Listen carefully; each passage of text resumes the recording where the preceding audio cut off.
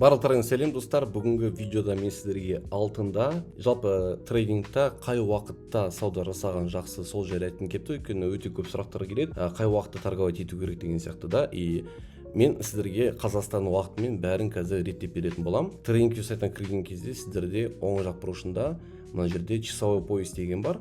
Соны UTS 5-ке қойып қойсаңыздар болады. UTS 5 либо это Алматы бізде, либо Астана. Өшін жерге қазір көрсетемін. Вот міне Астана тұр екен. Менде қазір сағат 12:06 кетті. И соответственно төменде тұрған уақыттардың барлығы міне вот төмендегі ол Қазақстан уақытымен көрсетеді. Потом барып сіздерге сессияның индикаторын қазір көрсетемін. Бұл жерде чтобы сізде графикте көрініп тұратындай, қазір американский сессия ма, европейский ма көрініп тұру үшін.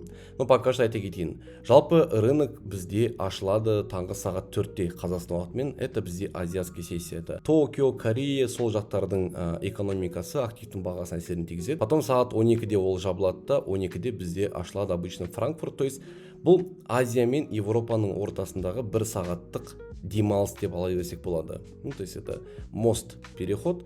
И европейский сессия, ол Лондонда атай берсек болады, ол сағат 1-де ашылады Қазақстан уақытымен. Яғни Европаның мемлекетіндегі банктер, жаңағы госслужбалардың барлығы жұмысқа шығу уақыты, айтқан кезде таңғы сағат 8, Европада. И ол сағат 18:30-ға дейін жүреді да. Потом барып бірден сразу Европадан 18:30-да бізде Америкаға секіреді. Америка AM дейтін, ол таңғы Америка. Таңертең сағат 8-ден түскі 2-ге дейін есту керек. Вот біздің уақытпен 18:30-дан сағат 10-ға дейін түнгі да. И сағат түнгі 10-да бізде Америкада обед болады. Бір сағат, примерно сағат 10-нан 11-ге дейін. И сағат 11-ден дальше түнгі 2-ге дейін бізде PM, яғни кешкі Америка. То есть AM это таңғы Америка болса, PM это кешкі Америка. Ол именно қазір индикатор солай көрсетіледі ме? AM, PM деп шығады. И вот ортасында бір сағаттан промежуттары бар, и бар жоғы 3 сессия да в итоге бізде. Это азиатская сессия, лондонская и американская, который өте үлкен. И көргендерің бойынша түнгі сағат 2-де рынок жабылады да, бізде таңғы сағат 4-те ашылады. В целом рынок понедельниктен пятницаға дейін 2 сағат демалып жұмыс жасайды. И вот қай уақытта торговать еткен дұрыс? Просто бұл сұраққа нақты жауап жоқ, потому что әр уақытта әртүрлі ситуация болады. Допустим, бізде Азияда баға бізде бүйтеді.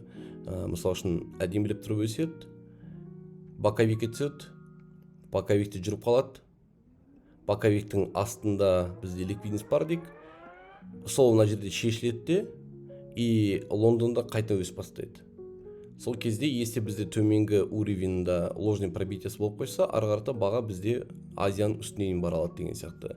Немесе бізде бір тағы да жаңа сияқты резко баға бізде құлайды. Құлаған кезде лондонский сессияда бізде бір имбаланс пайда болады. И кешкі Америка сол имбалансқа барады, реакция алып дальше төмен кетеді дегендей. То есть әртүрлі ситуацияда әртүрлі қолдану керек болады. Мен сіздерге более детально оның бәрін көрсетемін.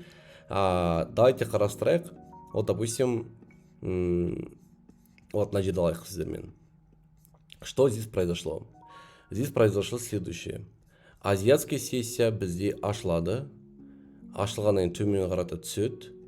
Потом барып мына тұрған максимумды кесіп разворот жасайды. То есть это кәдімгідей восходящий тренд ашылды бізде да. И азиатский трендте имбаланс болады, сол имбаланстан реакциямен кетіп қалды. То есть таңғы сағат 9-да біз оны өткізіп алдық, баға дальше кетіп қалды. И вот үстінде бізде уровень сопротивления пайда болады. Мен түсіні қойылатайын. Сол уровень сопротивленияны бізде кесіп өтеді имбаланспен. И сіздер білесіздер, имбалансный пробитие өте мықты точка входа.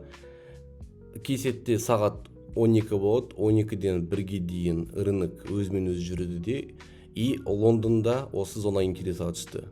И Лондонда дальше баға жоғары кетті. То есть будильникті сағат 1-ге қойып қарай салуға болады не, потому что 1 мен 12-ның арасын сауда жасап керек емес на ортада. Сағат 1-де көрінді реакция бар екен, и можно было бай ашып, бағаның өсуіне аша тауылға. Потом лондонский сессияда не байқап тұрмыз. Бізде үстінде зона сопротивления пайда болады. Сол зона сопротивления бізде баға ложный пробой жасайды, Америка. Ложный пробой жасайды да, төменгі минимумды кесіп, бізде баға, натура минимум кесіп, баға дальше төмен кетеді. То есть это полноценно нисходящий импульс толықтай. И вот ложный пробитие жасаған кездер, ол не үшін жасалынды, қай точкадан басталды? Ол конкретно мына тұрған точкадан басталды. То есть именно мына жерден бастап, мына жаққа дейін ложный пробой болды ма? потом баға дальше төмен кетіп қалды ма, бұл аталады ордер блок. То есть мына тұрған точкадан мынаған дейін полностью sell зона болады. И как видите, таңғы сағат 5-те 4-те рынок ашылды. Ұшып отырып сағат где-то таңғы сағат 5 пен 6 маңайынан бізде алтында реакция алды да Азия сессияда баға төмен кетті. То есть бір сессия сізге ТВХ берсе, екінші сессияда біз уже реакциясын аламыз деген сияқты бұл жерде. Нужно вот так вот ее прям продумывать, чувствовать. Опять-таки на жерде сондай жағдай, бізде лондонский имбаланстан Америка реакция берді. В данный момент здесь и сейчас қарастыратын болсақ, бізде рынокта не болып жатыр. В целом Азияда ең арзан бағасы міне тұр оның өзінің, ең үстіңгі қымбат бағасы өзінің тұр то же самое. Потом Америкада бізде имбаланс қалып кеткен, осыған реакцияны күту керек обязательно. Так, что еще можно здесь нафигачить? Можно еще бір линия тренд алып тастауға мына жерден әдемілеп тұрып, на который будем ожидать реакцию, да? Возможно, осының бойына баға жоғары кететін шығар, кім біледі, күтеміз. Так, тағы не бар? Мына тұрған максимум бізде кесіліп кеткен. То есть зона поддержки тоже. Екі ТВХ бар. Ну, здесь, наверное, будет правильно селға ашуға. Неге десеңдер, біріншіден астында өте үлкен имбаланстар тұр, который тянет цену к себе. Екіншіден, біз сіздермен көріп тұрмыз, Азияның ішінде үстіңгі зона сопротивленияда бізде ложный пробой болған. Кесіп өткен бағаны. Өтірік. Потом, на тұрған минимумды бізде денесімен кесіп тастады. В принципе, это полный разворотный потенциал. Плюс еще имбаланс бар. Имбаланстан баға реакциямен төмен кетіп жатыр. Мне кажется, лондонский сессияға дейін бізде баға сәл-сәл болсын құлау керек. Хотя бы мына тұрған имбалансқа дейін. Возможно, мына тұрған имбаланста бұлай келіп жетсе, Европада қайтадан өсу мүмкін. Ну, будем смотреть на реакции. Пока что не істейміз. Пока что будем залетать төменге позиция ашамыз. Так, окей. $300 депозит бар и кеттік. Ашамыз $24, $45. Қазір баға тағы сәл жоғары өссе, будем еще сел открывать. То есть, да, мұнда бізде бір уровень поддержки бар. Басында тендармен жүрді, тен, и уж денесімен пробитие бар. Ну, мне кажется, все, да, это сел чистый. Тем более бізде мұнда имбаланс бар. А ол имбаланстың алдындағы уровень сопротивлениеда бізде ложный пробой болған на жерде мне. Соответственно, бағаға тупо жоғары бар керек емес. Ему там делать нечего жоғары барып. Сол үшін сел позиция кірдік. Негізінде мына жақта кіріп қою керек еді үстінде еще. Но ничего, $49 сделка аштық, пока что $17 табыс бар. Айтпақшы тағы да бір момент, мен бүгін таңғы сағат 9-да прямой эфирға шықтым. И біз прямой эфирда алтында сауда жасап, плюс 70 пипс сауданы плюспен жапқан болатынбыз. Так что достар, міндетті түрде трейдер копиясын тіркеліп қойыңдар.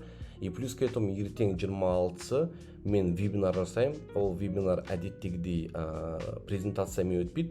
А ол копи трейдингке қатысты нақты практикалық сабақ болады. Так что если вам интересна эта тема, обязательно біздің жаңағы эфирімізге кіріңіздер. Ол прямой эфирде сұрақтарға жауап берем, живой түрде өстіп анализ жасап, саудаға кіретін болам. Я вас там жду, друзья. Кіріңіздер, мен сіздерді күтемін. В данный момент менде плюс $22 бар, без убытка әлі ерте, будем сейчас смотреть и наблюдать. Так, көріп тұрғандарыңызда, в принципе, сыл идеямыз өте әдемі кетіпті. В данный момент менде $66-дан $72 бар. В принципе, осы скриншотын жасап, мен қазір жаңа сигнал берген болатымын. И сигналға результатымен бөлісе саламыз үстіп. Так что, солай достар, обязательно тіркеліңдер, жазыңыздар, байланыста болыңыздар. Осылай. Так емес.